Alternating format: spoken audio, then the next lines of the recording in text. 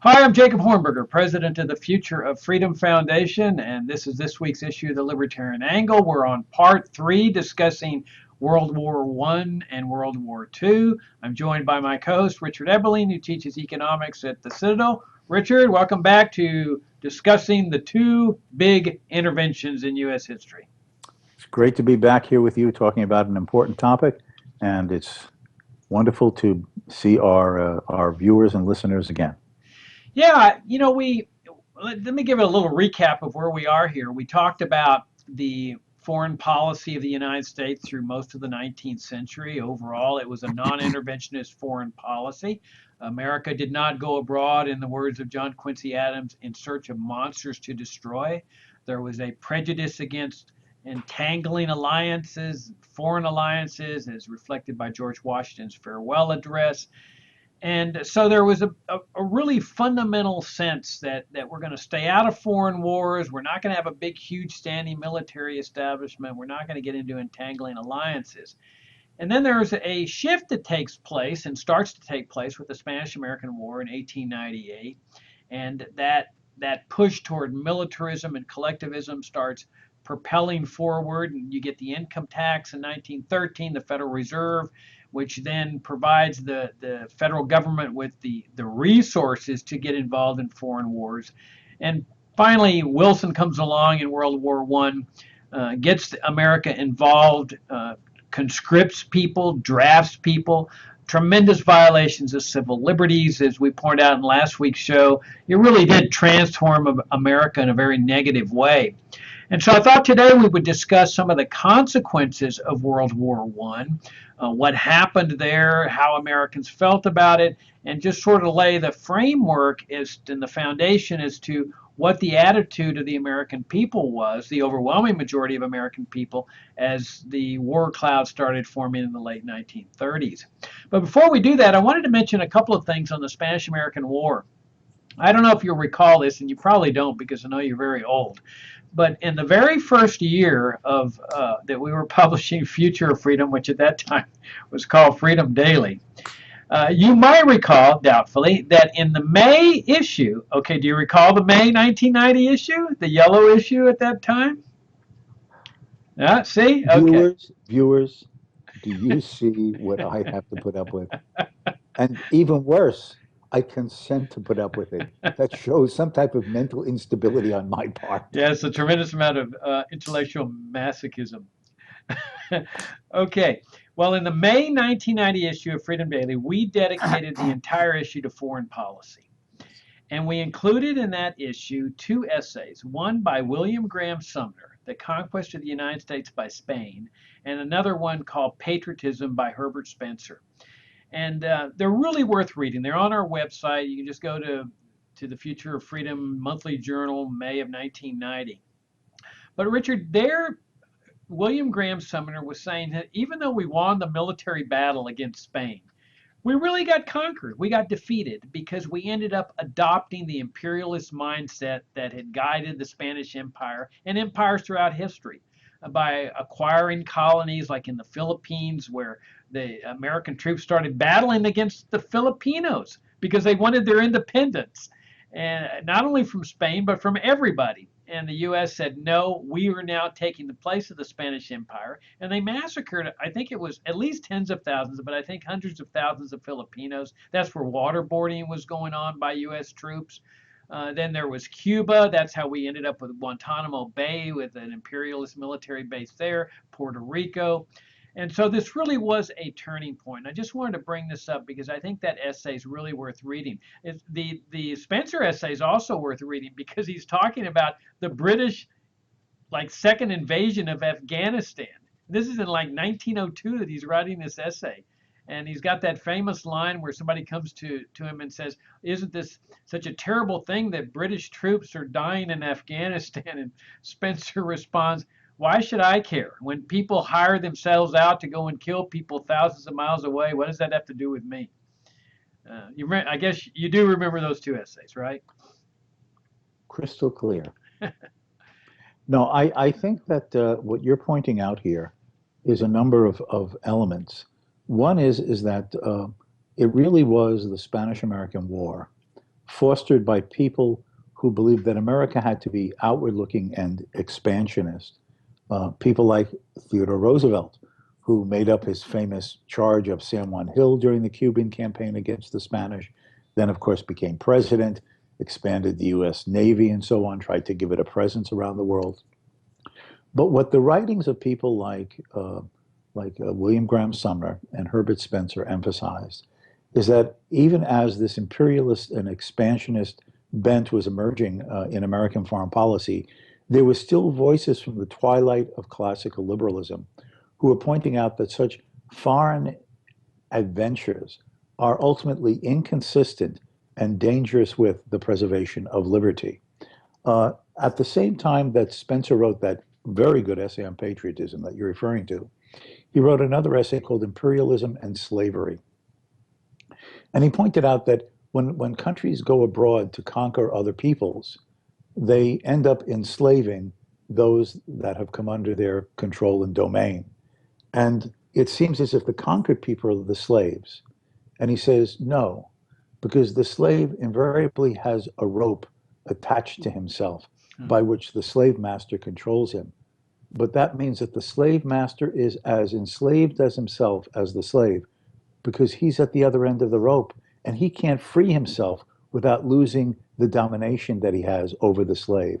And therefore, his own liberty is lost in the act of enslaving others, conquering others, colonizing others, ruling over others. And these voices against these policies were profoundly important. As you're emphasizing, and I think it's worth for me just to hammer away at it if I can, is that William Graham Sumner's essay was saying America had followed a course of peacefulness and basically just international trade with other countries. It had resisted and stayed away from the spirit of conquest as manifested in how Spain had come originally to control so much of Central and South America, including Caribbean islands like Cuba. And that while we were victorious over the Spanish in the war, they had conquered us because by entering this war and seizing territory like Puerto Rico, the Virgin Islands, a protectorate over Cuba at that time, annexing the Philippine Islands, the Spanish had conquered us, not on the battlefield, but in the ideological and the philosophical battlefield of America transformed into an imperial country rather than a country of peaceful intercourse with others while being concerned primarily with freedom at home. That was a watershed war when you look back over the last, let's say, 150 years or so. Absolutely. I think it was a major turning point, if not the turning point, toward empire. And then we see the transformation that took place in World War One. I mean, when you have to conscript men to go fight in some war, you know something's wrong. Because as Sumner, as Spencer was pointing out in his essay, if you've got a purely defensive war, you don't have to conscript anybody. Everybody's going to go in there and fight. It's when you engage in these foreign wars that then you have to start seizing people and grabbing them and carting them away and forcing them into battle, because otherwise they just don't find it in their interest to go thousands of miles away to kill people. All right, let's move up to the consequences of World War One, because by the time the war clouds start forming in the late 1930s, there's a famous organization that has come up in terms of Donald Trump's campaign called the America First Committee. And this was a nationwide organization of people that were against entering the Second World War. And really it consisted of, I think, a couple 100,000 people or so, but really that committee reflected the dominant mindset of the American people. I don't know what the exact percentage is, but my hunch is that it was close to 90% of the American people were opposed to entering the European conflict once again. Okay, why was there this overwhelming sentiment against entering into World War II? Well, the biggest reason is just because people had seen the consequences of World War I. So I thought that's what we would analyze today. What were those consequences that made Americans say, Never again. We will not get involved in any European war again. Well, we can start out with the fact that that up to the time of the U.S. intervention in World War I, there was really a stalemate. There was neither side could break through to the other, and so inevitably, with so many people dying, there was only going to be one outcome, and that was going to be a negotiated outcome. There really wasn't any other reasonable possibility here. It was a classic stalemate on the battlefield. Well, then all of a sudden, all these fresh troops come in from the United States, a powerful industrialized country, and they're going to make the world safe for democracy. They're going to defeat the Germans totally, and that's what they did. It was total defeat. Now, Wilson had led the Germans to believe that, look, we'll have a fair peace, everything's going to work out, we're going to have the world safe for democracy for everybody, but that was not the way Britain and France and the other victorious powers felt. They said, now it's time for revenge. And so when they get to the Treaty of Versailles and they start negotiating the terms, well, there was no negotiation at all. The terms were dictated to the Germans. They felt they'd been double-crossed and betrayed, and the terms were quite onerous and quite humiliating. You had the war guilt clause that made Germany confess guilt, and as you pointed out in the run up to World War One, World War One was really just this catastrophic, escalating series of events in which no one really seemed to be at fault as such, but where things just got out of control. But they made Germany admit guilt, confess guilt, and then they put huge reparations on them. They divided Germany in two parts, where the city of Danzig is separated from Germany and is made into some kind of international protectorate or something like that. And they give Poland part of Germany so that it would have access to the sea, the so-called Polish corridor. And clearly, so you had all this resentment in Germany that was building up, resentment that Adolf Hitler would seize upon. And people kept saying, look, it's an unfair treaty. Even John Maynard Keynes wrote a book saying, hey, it's time to revise the treaty. But nobody did. And Hitler capitalized on that, seized on it, and used it as a way to gain popularity. And then clearly, it wasn't the war that ended all wars. It wasn't the war that made the world safe for democracy, because within a very short period of time, Richard, the European powers are at it again. I mean, I kind of see World War II as just a continuation of World War I. So what do you think? Well, in fact, some people have talked about the 25-year European Civil War, by which they mean from the start of it in 1914 with the beginning of what we call World War I, and only with the conclusion of the Second World War. But what happened, at least in this view of many Americans increasingly, was a deep disillusionment and sense of futility and wasted effort.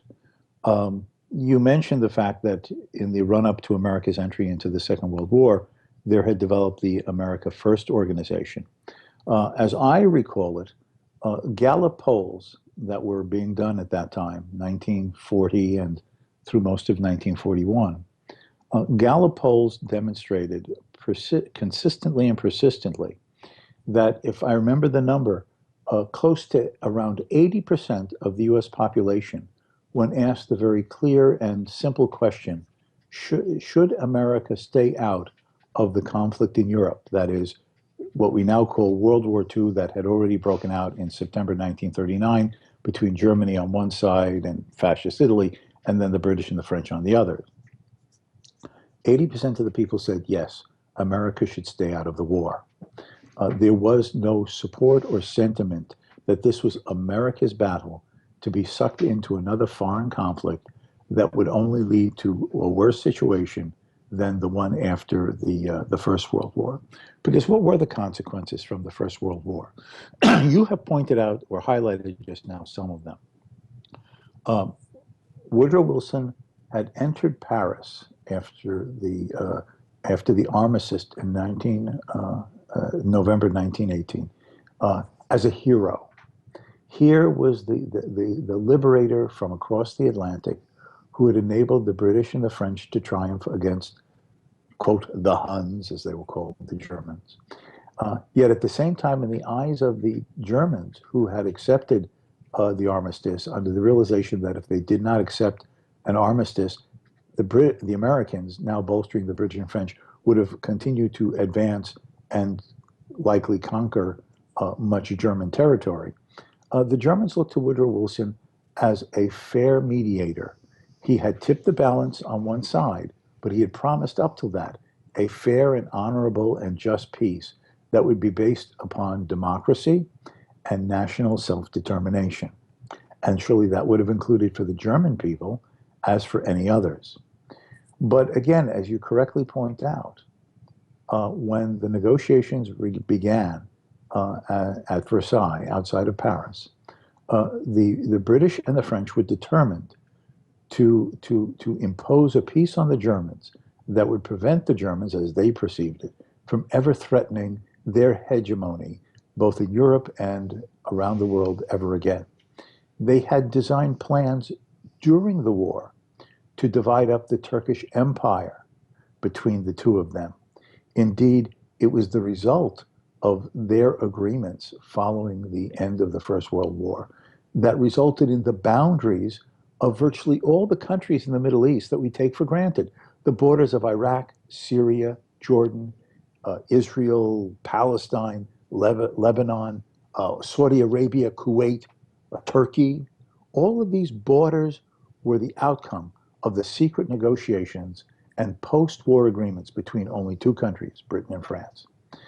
In the case of Germany, while supposedly self-determination, the will of the people, the fact is that large areas of German territory occupied by ethnic and linguistic Germans were transferred to Poland, as you directly said. The famous German city of Danzig, now called Gdansk in Polish, was separated from Germany and made into this international city under UN supervision, but Polish administration. Not UN, but League of Nations, League of Nations supervision. And a large swath of German territory, East Prussia, was permanently separated, still part of Germany, but separated by that Polish corridor.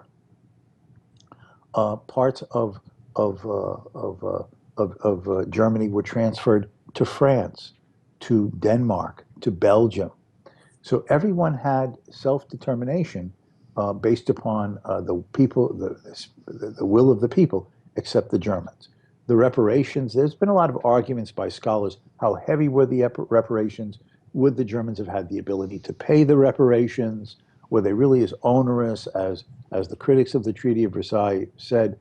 Whatever the objective facts about the financial cost of meeting that, in the eyes of the Germans and in the eyes of many critics of a vengeful peace by Britain and France, they were viewed as an attempt to impose such a financial cost on Germany that Germany would, for well through the 20th century, become a third-rate nation, both politically and economically, a vengeful peace.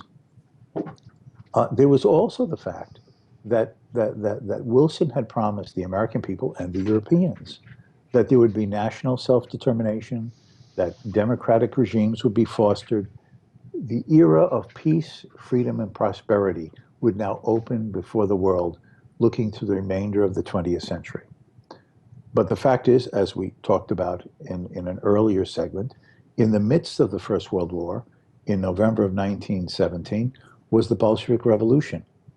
And within a short period of time, Lenin and his Bolsheviks, his communist movement, triumphed and imposed a brutal and what we now call totalitarian dictatorship on those parts of the Russian Empire that became the Soviet Union, with the heavy hand of socialist central planning, absolute power to a single party, and the crushing of all personal and civil liberties. Immediately after that, in 1922, there was the March on Rome by Mussolini with his fascist party. Fascism was the creation of Benito Mussolini. Before the First World War, Mussolini had been a prominent leader of the Italian socialist movement. He, in fact, was the editor of the most widely read socialist newspaper in Italy, Avanti, But he came to believe that Italian participation in the First World War was desirable on the Allied side because Austria-Hungary was in an alliance with Imperial Germany, that by Italy joining the war on the Allied side and being victorious, it could reclaim those parts of the Alpine regions bordering on northern Italy where Italian-speaking people lived, and they could reclaim to expand and unify all Italian-speaking people. Mussolini also came to believe that rather than class conflict in the world, there was nation-state conflict. The unit of analysis was not social classes, the capitalist versus the proletariat, as the socialists and the Marxists argued. Mussolini now said that the units, the irreducible units, are peoples in the form of the nations they belong to. And therefore, we need to abolish the supposed antagonisms between workers and employees. All must be given their niche, their place within the nation state to serve the national greatness. An essential element of that is war and Mussolini's idea of recreating the Roman Empire. As part of that was his ideology of fascism. There's a famous Italian encyclopedia article that Mussolini wrote called The Doctrine of Fascism in the 1920s, in which he said, nothing above the state, nothing separate from the state, everything within the state. And a huge part of this doctrine of fascism piece focuses in Mussolini challenging, criticizing, opposing, and saying it must be crushed. And what was that? All forms of political and economic individualism and classical liberalism. It was classical liberalism and individualism that were the enemies of fascism because the state is supreme and the individual is merely a cog in the wheel of political power to serve national greatness. At the same time, in these countries that emerged out of the German Empire, the Russian Empire, the dismembered Austro-Hungarian Empire, by which I mean Poland, Romania, Bulgaria, the new Yugoslavia, the Baltic republics of Estonia, Latvia, and Lithuania, they all were made separate nation states. But except for Czechoslovakia, and Czechoslovakia up to its conquest by Germany, all of these other Eastern European countries fell into authoritarian regimes. They may not have been as brutal as Mussolini with his fascism, and certainly the communists in Russia, or then after Hitler came to power in Germany in 1933. But the idea that countries would be politically free and would all practice democracy and freedom was shattered. All that was left were petty regimes of authoritarian power and control in which freedoms to one degree or another were repressed in the name of serving the state. All of that he had promised had been shown to be a lie. In addition, there was the fact that out of these disillusions, historians, serious historians, scholarly historians, historians that were merely interested in finding the truth, proceeded to look at European diplomacy leading up to the First World War and during the First World War, and asked the question, how did this war come about? Was it just German imperialism? Was it a lust for territory? Was it merely the unbridled egoism of Kaiser Wilhelm II? And going through the opened archives of the British, the French, the Italians, the Imperial Russian archives, as well as the archives, the diplomatic archives of Germany and the Austro-Hungarian Empire and so on. What these historians came to soon realize is that this war was in fact, in retrospect, avoidable and tragic and unfortunate outcome of a series of diplomatic power plays by all of the major countries that sort of like in dominoes set off a chain reaction resulting in this cataclysm and the destruction of the political and economic system that had existed before World War I. As a consequence, it was demonstrated that the countries that we exported, the British and the French, were in fact as power-lusting and imperialistic as the Germans whom they had condemned. And therefore, there was plenty of guilt for this war that America had been falsely sucked into to help one set of power lusters and imperialists in comparison to another. All of this created in America a desire to turn the country's back on these false adventurism, to attempt to follow delusionary dreams of making the world over in some American image in the form that Woodrow Wilson had laid out. That set the stage for when war finally came in Europe in September 1939 for a growing number of Americans in the general population. As I said, if I remember the number correctly, Gallup Polls said that up to 80% of the people did not want U.S. participation in the war. And many intellectuals as well came to the conclusion that this was not the role and purpose of America to play a policeman of Europe or the world that is a cesspool of intrigue and power lusting by other countries that want to use America for their purposes. Yeah, when I said that no one was responsible for bringing World War One, I really should have said they were all responsible for bringing on to World War One, as you point out. And your point about Mussolini is very interesting to me too, Richard, because there was also a gigantic transformation, as you know, of the United States, especially in the 1930s under the New Deal. And much of that, I think, is rooted in World War One, especially this mindset of treating domestic policy as akin to going to war, because people have this sense of, oh, well, we're going to war against poverty, or we're going to war against depression, or the war on drugs and stuff. It's this militarist mindset that if we can just collectivize the resources, mobilize the manpower, we can beat this Great Depression, this economic crisis. And in fact, a good example of this militarization and the mindset of militarization was the appointment of General Johnson to run the National Industrial Recovery Act. I mean, here was your classic military approach to resolving some kind of economic crisis, along with all the stuff that goes along with it, the Blue Eagle, that false sense of patriotism, and then the collectivist economic policies that really, in large part, mirrored those of Mussolini. There's that great book called Three New Deals by that guy by the last name of Schimmelbusch that compares the economic philosophy of Hitler and Mussolini and Roosevelt and shows how they were very, very similar. In fact, there's that famous letter that Hitler wrote to Roosevelt in which he praises him for his economic philosophy. He says, hey, we're doing the same thing here in Germany. We're putting the public weal before the private good and so forth. Well, that's what Roosevelt was doing. But in any event, you're right. I mean, the sentiment was overwhelming against entry into World War II, and it was precisely because people were so disillusioned with what had gone on in World War I, the promises, the horrible death toll, that they realized that American soldiers had been sacrificed for nothing. I mean, I sometimes think that the reason they changed the day from Armistice Day, which celebrated the end of World War One, to Veterans Day is that even the statists are embarrassed about the consequences of World War One. And you mentioned some of the writers.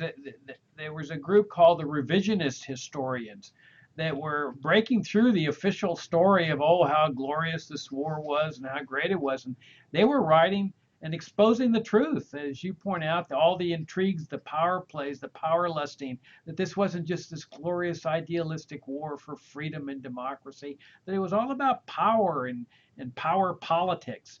And thanks in large part to these revisionist historians, Americans were picking up on this. So that by the time the 30s comes along, virtually everybody is saying, no more. We're not going to get involved. We've gone down that road. We're just not going to do it again. But as you also know, Richard, there was a small number of people that were absolutely determined to circumvent that public will. As you know, at that time, they were still complying with the Constitution, which requires a congressional declaration of war. At least with respect to foreign policy, they were complying. And so Roosevelt, who had been elected president back in 32, by the time the late 30s comes along, he's taking in his campaign of 39 so forth, he's taking the non-interventionist position. He's saying to people, I'm one of you, I'm part of you, I'm a non-interventionist. I promise you that your boys will never be sent into another foreign war to die again. Or his famous phrase, I've said it again and again and again, your boys are not going to die in foreign wars. But the fact was that he was determined to get America involved in World War II and to circumvent the 90% or the 80% that were opposed to entry. And that when he made those statements in his 1939 campaign, I guess, he was lying. That in fact he was conspiring with the British to do everything he could to get America involved in that war. I've seen war. I hate war. I can assure the American people that American boys will never die again on foreign shores. Give Franklin, me a Franklin, break. you've come back. Give me a break. The fact is that in the 1930s, as war clouds were forming over Europe and Asia, it's worth keeping in mind that, in fact, if we're going to talk about the global conflict, its actual opening shots were in Asia when the Japanese occupied Manchuria in 1931 and 32, and then proceeded to invade the rest of mainland China in 1937. There was a 3-year civil war in Spain from 1936 to March of 1939, when a fascist revolution arose in Spain against the Republican government.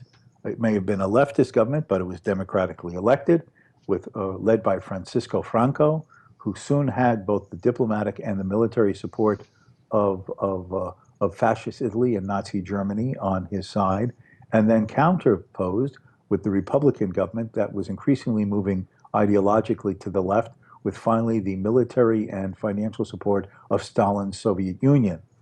And then all of this then came encapsulated with the breaking out of the war in Europe in September 1939 with the German invasion of Poland, and then the British and French 2 days later declaring war on Germany.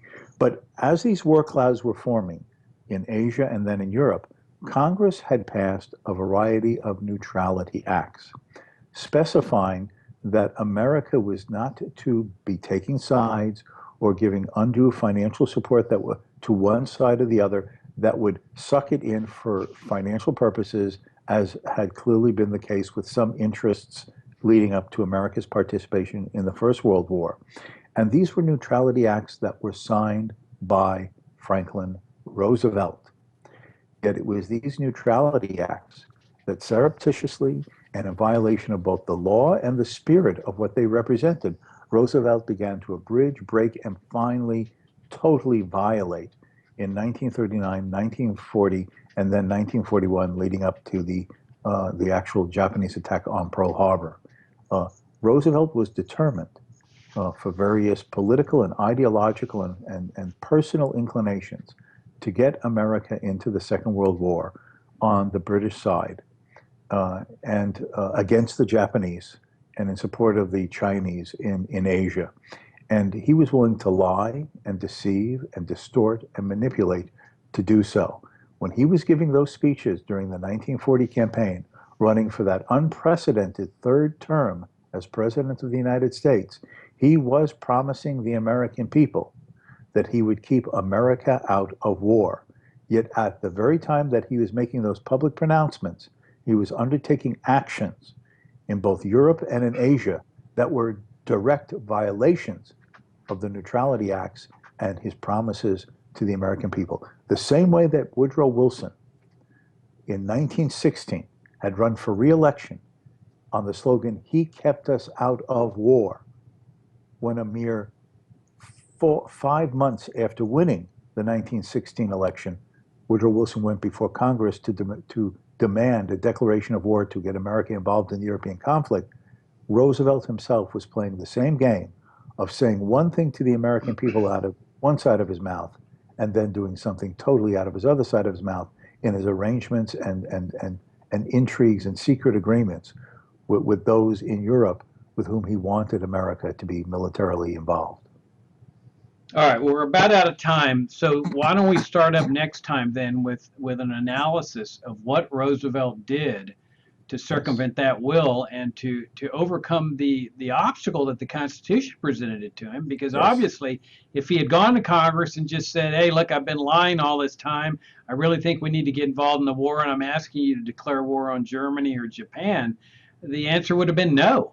And he knew Correct. that. And Yes, so then he embarked on a campaign to get us involved in that war. And I think we ought to study that campaign and then start talking about World War II next.